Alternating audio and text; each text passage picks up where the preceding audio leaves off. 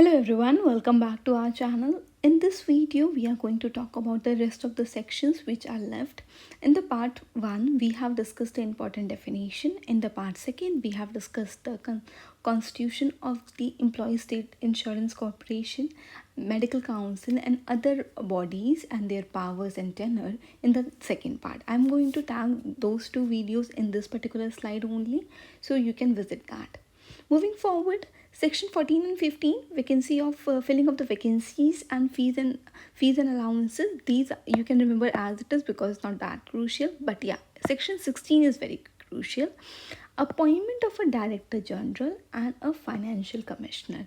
These two also in a collective manner known as the principal officer.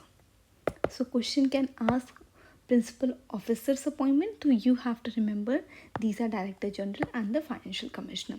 Where we have studied director general, when we were studying the corporation, the employee state insurance corporation, the director general was there. That was ex officio. So this is what we are studying in that reference कि director general कौन है, कैसे वो appoint होंगे. तो central government can appoint a director general and a financial commissioner in the consultant with the corporation से consult करके ही इन दोनों को अपॉइंट किया जाता है. कौन करेगा? सेंट्रल गवर्नमेंट करेगी. Director general serve the chief executive of the corporation. We have already study in the last section कि आपका जो CEO होता है वो कौन होगा? वो डायरेक्टर जनरल होगा कॉपरेशन का. The term of office of the director general वो मेंशन नहीं था वहाँ पे अदर मेंबर्स का था बट डायरेक्टर जनरल का मेंशन नहीं था. तो डायरेक्टर जनरल का यहाँ पे मेंशन है विच नॉट एक्सीड 5 years, मतलब 5 साल के लिए same director general can continue the office. The central government can remove a director general or a financial commissioner from the office at a time, particularly if the corporation by a 2/3 of the vote of the total strength of the corporation in the special meeting. मतलब कि पहले 5 साल तक वो उनके पास tenor है but 5 साल के पहले भी उनको रिमूव कर दिया जाता है अगर पूरी की पूरी जो आपकी कोऑपरेशन है दे आर वोटिंग एंड उसमें से 2/3 ऑफ दी जो वोट है वो इन द फेवर है कि डायरेक्टर जनरल को निकालना है. Only then director general can leave the office less than the 5 year. Or same goes for the financial commissioner as well. Moving forward, suppression of a cooperation and standing committee. कब suppress किया जाएगा, कब उसे dissolve कर दिया जाएगा, कब लोगों को डिज़ोल्व कर हटा दिया जाएगा, तो वो कब होगा? If the central government believe that the corporation और standing committee making a default in performing duties impose means अगर उनको लग रहा है कंटिन्यूस लेवल से for a really long period standing committee या कॉपरेशन अपना काम नहीं सही से कर रही है या कुछ इश्यूज आ रहे हैं कंटिन्यूस लेवल पे उनको वो दिख रहा है, तो क्या हो सकता है? स्टैंडिंग कमेटी या ऑल मेंबर ऑफ कॉपरेशन और स्टैंडिंग कमेटी के भी केस में सारी सीट को वेकेंट कर दिया जाएगा. मीन्स वो सारे के सारे मेंबर्स वहाँ से हटा दिए जाएंगे. If the corporation is suppressed the central government can, अगर कॉपरेशन के साथ होता है तो अपॉइंट अ न्यू मेंबर, नए मेंबर को किया जाएगा और set up a new standing committee. Choose an organisation from a certain time to do corporation work and this organisation will have all the powers and duty. उस particular duration में जब वो vacant है तो उस पर्टिकुलर ड्यूरेशन के लिए एक किसी ऑर्गेनाइजेशन को पिक किया जाएगा और उसको कॉपरेशन का सारा काम दे दिया जाएगा और उस ड्यूरेशन के लिए power and duties of corporation will be the same. The central government must report to parliament about a replacement. Central government को जब ये ऐसा कुछ हो गया है तो पार्लियामेंट में ये सारी चीज़ें बतानी पड़ेगी. रिप्लेस क्यों किया गया, रीज़न क्या हुआ, with in the 3 month of the announcement. 3 month के अंदर ही ये पार्लियामेंट के पास रिपोर्ट पहुंच जानी चाहिए अगर ऐसा कुछ हो रहा है तो. Section 25 regional board, local committee, regional and local benefit council. ये सारी जो बेनिफिट आपके काउंसिल्स हैं या कमिटीज़ हैं ये सपोर्ट करती हैं कोऑपरेशन के वर्क के लिए. तो कौन अपॉइंट करेगा? Corporation itself appoint this body कि जितनी भी इम्प्लीमेंटेशन है regarding this act can make it easier at the regional level, at the local level. Then the important one, employ state insurance fund. अब फंड की बात करेंगे. Fund कहाँ से आएगा? All money given to the contribution under this law any other money receive by the corporation means हमने देखा है कि ये इंश्योरेंस की बात कर रहे हैं। जब भी हम इंश्योरेंस की बात करते हैं तो हम प्रीमियम की बात करते हैं। तो जब प्रीमियम की हम बात कर रहे हैं तो प्रीमियम कहाँ से आएगा? एम्प्लॉई के कंट्रीब्यूशन के एम्प्लॉयर से कंट्रीब्यूशन से। तो ये जो कंट्रीब्यूशन है वो कहाँ जा रहा है? वो जा रहा है एम्प्लॉई स्टेट इंश्योरेंस फंड में। उसके साथ अगर गवर्नमेंट ने कुछ आपकी चैरिटी में कोई ग्रांट दिया है तो वो भी इसी फंड के अंदर लिया जाएगा। देन स्पेशल अकाउंट, जिसे हम स्पेशल अकाउंट, इस पर्टिकुलर अकाउंट का नाम क्या होगा? तो एम्प्लॉई स्टेट इंश्योरेंस फंड होगा। कौन इसको एडमिनिस्ट्रेट करेगा? Corporation itself. ये ग्रांट ले सकता है, डोनेशन ले सकता है, गिफ्ट फ्रॉम द गवर्नमेंट, वो सेंट्रल भी हो सकता है, स्टेट भी हो सकता है, लोकल अथॉरिटी से ले सकता है, और any person organisation from the law purpose. Account जो होगा वो मैनेज किया जाएगा officer approved by the standing committee and the corporation. जो भी इस फंड को मैनेज कर रहा है, जो पर्सन मैनेज कर रहा है, वो कौन अप्रूव करेगा? आइदर कॉर्पोरेशन करेगा और स्टैंडिंग कमेटी और कॉर्पोरेशन मिलके करेंगे। Purpose of which fund? अब ये पर्पस बना क्यों रहे हैं? क्योंकि हमें मेडिकल बेनिफिट देने हैं, ट्रीटमेंट के लिए, उनकी फैमिलीज़ के लिए फीस और अलाउंसेस पे करने, किसको? कॉर्पोरेशन के मेंबर को, कमेटी के मेंबर्स को, काउंसिल के मेंबर को। आपकी सैलरीज, बेनिफिट, ट्रैवल अलाउंसेस, सारी चीज़ें कवर कैसे होंगी इस पर्टिकुलर फंड में, जिससे कि हम कह रहे हैं employ state insurance fund. I hope it is clear. Purpose of fund क्या होता है? सिमिलर चीज़ है जो मैंने आपको बताई, वही सारी चीज़ें। Paying of the medical benefit, paying of the fee, covering salaries, building running hospital, paying for the audit, covering expenses, paying money due under the contract mean in the fund, settling legal judgment. ये सारी चीज़ों में आपके fund को use किया जाएगा। तो purpose of the fund is mention under the section 28। Moving forward, अब एक कॉर्पोरेशन है, एक बॉडी है, तो उसके पास एसेट्स और लायबिलिटी भी होंगे। तो corporation must have valuation of its asset and liability at the interval of 3 year. Every 3 year they have to evaluate their assets and liability by appointed with the valuer. जो appoint कौन करेगा? Central government के approval से appoint किया जाएगा valuer को, और वो हर 3 साल में एसेट और लायबिलिटी ऑफ अ कॉर्पोरेशन को इवेल्युएट करेगा। अब 38, all the employed to be assured, I believe it's clear.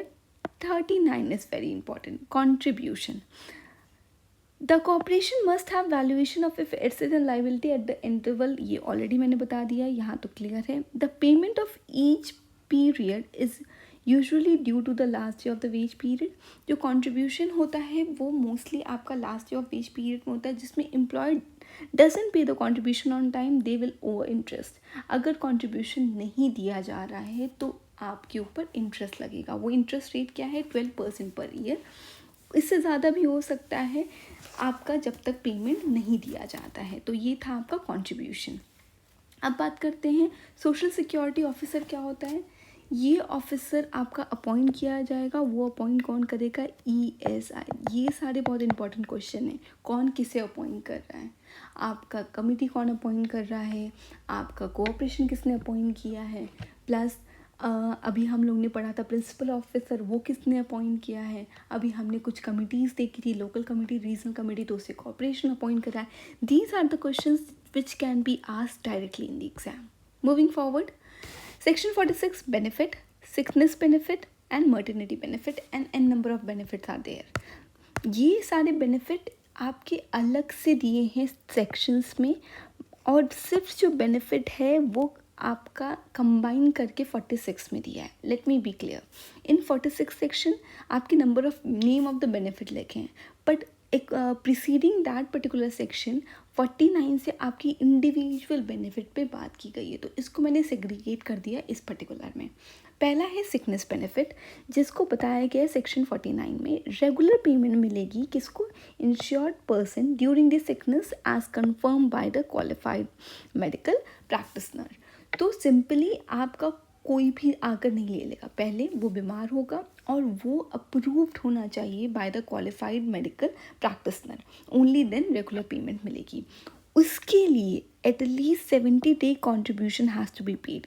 ये उसकी एलिजिबिलिटी क्राइटेरिया है। 78 डेज़ का कंट्रीब्यूशन पेड होना चाहिए, ओनली देन ये पर्टिकुलरली मिलेगा। और ये जो बेनिफिट पेड होगा वो विद इन 7 डेज पे हो जाना चाहिए, only then that can be useful ना। अगर आप महीने भर बाद दे रहे हो बेनिफिट तो मे बी वो इतना यूज़फुल ना हो, because they need money right then and there only. So this is the eligibility criteria, this is the time when they are going to be paid.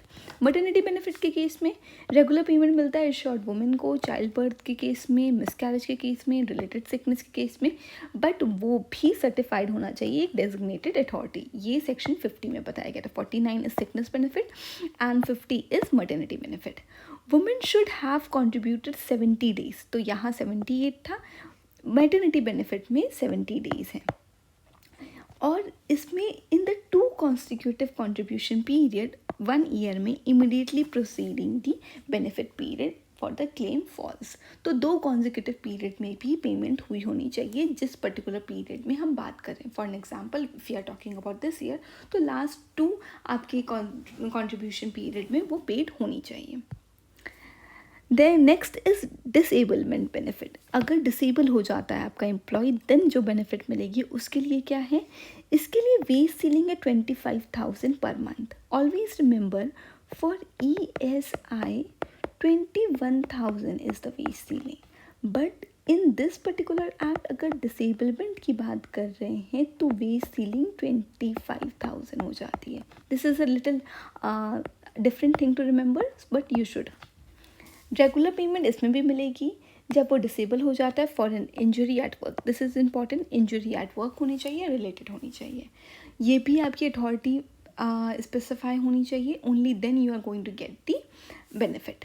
Rate of benefit क्या होगा, total disablement में या partial में 90% of the average daily wage मिलेगा दोनों cases में, and ये पे किया जाएगा आपका 90% डेली वेजेस का, ये ऑलरेडी क्लियर है। Benefit should be paid not later than 1 month, 1 month के अंदर बेनिफिट उसे मिल जाना चाहिए। Dependent benefit in the case that person died, वो सेक्शन 52 में डिफाइन किया गया है। रेगुलर पेमेंट मिलेगी डिपेंडेंट को of an insured person who dies from a work related injury. अगर इंजरी की वजह से किसी की डेथ हो जाती है तो उस पर्टिकुलर पर्सन के डिपेंडेंट को रेगुलर पेमेंट मिलेगी। फ्यूनरल एक्सपेंसेस, अगर उनकी डेथ हो गई है तो उससे रिलेटेड जितनी भी सेरेमनीज होते हैं उसके लिए भी पेमेंट दिया जाता है इस एक्ट के अंदर। Moving forward, section 57, determination of the questionable of the disablement. कैसे पता चलेगा वो जो पर्सन है वो डिसेबल की कैटेगरी में हम उसे ले रहे हैं या नहीं ले रहे हैं, इस एक्ट के अंदर कवर हो रहा है कि नहीं हो रहा है। अगर हो रहा है तो उसके क्राइटेरिया क्या है। Any question shall be determined by the medical board set up according to the regulation. These type of question are known as a disablement question. अगर कोई भी क्वेश्चन रेज किया जाता है रिगार्डिंग द मेडिकल बोर्ड तो हम उसे बोलेंगे disablement question. Reference to the medical board and appeal to the medical appeal tribunal and the employee insurance code. This is a new body came into the picture. Employee insurance code is there. If the insured person or corporation are not satisfied with the medical board decision, board ने decision ले लिया कि ये जो बंदा है वो partially disable है बट आपको लग रहा है वो टेम्प्रेरी है, या फिर जो अमाउंट दिया जा रहा है वो आपका उस अकॉर्डिंग नहीं जितना आपने प्रिडिक्ट किया था व्हाट्सएवर, तो मेडिकल अपील ट्रिब्यूनल में आप जाके वहाँ पे अपील कर सकते हो। इफ़ अनसेटिस्फाई, अगर वहाँ से भी अनसेटिस्फाई हो, they have right to further appeal in employ insurance code. So यहाँ पे क्या कहा जा रहा है, मेडिकल बोर्ड ने क्या दिया, मेडिकल बोर्ड ने आपको बताया कि this is the amount.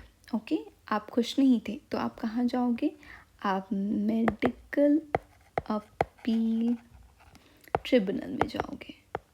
I am so sorry for writing. अगर यहाँ से भी अनसेटिस्फाई हो जाते तो आप कोर्ट में जाओगे। कौन से वाले कोर्ट में, एम्प्लॉय इंश्योरेंस वाले कोर्ट में। Alternatively they can directly appeal to the employ insurance court. अगर आप ये स्किप करना चाहते हो, no worries, you can directly apply to the employee insurance code. However, insured person cannot appeal if they have chosen. Obviously, अगर आपने जो भी अमाउंट बोला जा रहा था वो अमाउंट एक्सेप्ट कर लिया, नाउ यू कैन नॉट से कि नहीं आप मुझे पैसे कम मिले, सिंपली आप इनिशियल डिसीजन अगर आपका वो सेटिस्फैक्ट्री नहीं लग रहा है तो you are not required to take that money. Secondly, corporation appeal नहीं कर सकता है अगर उसने मेड लमसम पेमेंट कर दिया है उस पर्टिकुलर डिसीजन पे जो डिसीजन आपको क्वेश्चनेबल लग रहा है, तो कॉर्पोरेशन भी वहाँ पे बिल्कुल भी अपील करने के पोजीशन में नहीं होता है। तो these are the point when you can not appeal. Moving forward, section 16 bar of the benefit under the other enactment. Simply other enactments में, अदर एक्ट में भी आपको सिमिलर बेनिफिट मिलते हैं, जैसे मटर्निटी एक्ट में कंपनसेशन, एम्प्लॉय कंपनसेशन एक्ट 1923 में compensation दी जाती है, सिकनेस बेनिफिट मिल रहा है। तो ये सारी चीज़ें अगर डिफरेंट एक्ट से आपको मिल रही हैं तो सिंपली आप क्या करोगे, तो any insured person or their dependent cannot claim the similar benefit under any other law if they are already entitled under the ESI। अगर उन्हें ESI में ये सारी चीज़ें मिल रही हैं, ESI में अगर मटर्निटी मिल गई तो आप मटर्निटी एक्ट के अंदर एलिजिबल नहीं रहोगे। Prevent double benefit for the same contingency, ये आपको प्रिवेंट कर रहा है, ये जो सेक्शन है ये प्रिवेंट कर रहा है कि एक ही पर्सन को दो जगह से वो बेनिफिट ना मिले जिसके लिए वो एंटाइटलमेंट नहीं है। इंश्योर करेगा कि exclusive authority for such benefit, ये कॉरपोरेशन का काम है टू इंश्योर कि ऐसा कुछ ना हो। अब बार अगेंस्ट रिसीविंग और recovery of the certain benefit, अगर no insured person can receive sickness benefit और maternity benefit at the same time. अब दो चीज़ें आप साथ में नहीं ले सकते हो, आप सिकनेस के साथ मर्टर्निटी नहीं ले सकते हो, ये आप क्लब नहीं कर सकते हो। तो कोई भी इंश्योर्ड पर्सन अगर वो सिकनेस बेनिफिट ले रहा है वो वुमेन मर्टर्निटी नहीं ले सकती, अगर मर्टर्निटी बेनिफिट ले रही तो वो सिकनेस नहीं ले सकती है। No insured person can receive sickness benefit और डिसेबलमेंट, क्योंकि इसका जो अमाउंट होगा वो ऑब्वियसली ग्रेटर होगा। तो ऐसा नहीं है आप कहोगे नहीं मैं डिसेबल भी हो गया और मैं बीमार तो हूँ ही, अगर इनडायरेक्टली देखा जाए, टेक्निकली देखा जाए तो ये दोनों साथ में नहीं मिलेगी। तो इसलिए ये डुप्लीकेशन ऑफ द पेमेंट नहीं होना चाहिए, उसको अवॉइड करने के लिए है। Moving forward, I think this has been repeated, never mind. Then section 47, अब जिस कोड की हम बात कर रहे थे उसका कॉन्स्टिट्यूशन कैसे होगा, तो section 74 has been constituted under this act employee insurance code। State government इस कोर्स को कॉन्स्टिट्यूट कर रही है फॉर द स्पेसिफाइड एरिया, उस पर्टिकुलर एरिया में स्टेट गवर्नमेंट आपका ये कोड इस्टेब्लिश करेगी। एक या वन और मोर जज कैन बी अपॉइंटेड, वो जज की क्वालिफिकेशन क्या होगी, वो जुडिशियल ऑफिसर होना चाहिए, नॉट बिलो द सबऑर्डिनेट जज और फर्स्ट क्लास मजिस्ट्रेट के नीचे नहीं होना चाहिए। वो हैंडल और डिस्प्यूट को एंटरटेन करेगी जो इस पर्टिकुलर एक्ट के अंदर होंगे। Then matter section 75 matter to be decided, इस पर्टिकुलर कोर्ट में क्या क्या मैटर के डिस्प्यूट यहाँ पे दिए जाएंगे। Whether any person is an employ under है, अगर कोई पर्सन इस एक्ट के अंदर एम्प्लॉय की डेफिनेशन में इंक्लूड होता है तो वो जा सकता है। रेट ऑफ वेजेस और कॉन्ट्रीब्यूशन पेबल बाय एम्प्लॉयर, अगर ऐसा कुछ क्वेश्चन है तो आप जा सकते हो। Entitlement to any benefit under this act, इस एक्ट के अंदर आपको कोई बेनिफिट मिलने वाला था बट अब नहीं मिल रहा है तो आप जा सकते हो। और कोई भी ऐसा claim regarding the recovery of the contribution from the employer under this act can go to the employ insurance code. Civil court have no jurisdiction over these matter, civil court में आप ये सारे मैटर लेके नहीं जा सकते हो। This is the reason why the separate court has been made.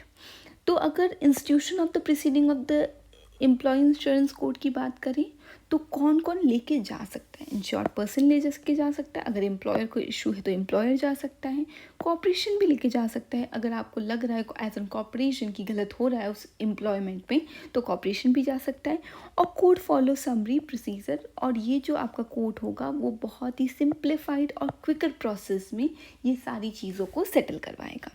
Commencement of the proceeding, तो proceeding are treated as the constituted when, ये कब माना जाएगा कि प्रोसीडिंग स्टार्ट हो गई है, application is made to the court in the prescribe form, जैसे ही आपने एक फॉर्म भर के उस पर्टिकुलर प्रोसेस को इनिशिएट किया तो हम मान लेते कि प्रोसीडिंग स्टार्ट हो गई, प्रोसीडिंग आपकी स्टार्ट है। और जनरली ये सारी चीज़ें 3 साल के अंदर हो जानी चाहिए जब आपको ये पेंडिंग लग रहा था। फॉर एन एग्जाम्पल 2005 में अगर आपके साथ आपको लग रहा है कि आपको कंट्रीब्यूशन नहीं मिला है, बेनिफिट नहीं मिला है, तो 2028 के पहले पहले you have to go through the code only. That's the thing they are saying. So that's all for today. This was the very brief discussion of Employee State Insurance Act. I hope you like it. Keep on watching and keep on subscribing. Thank you.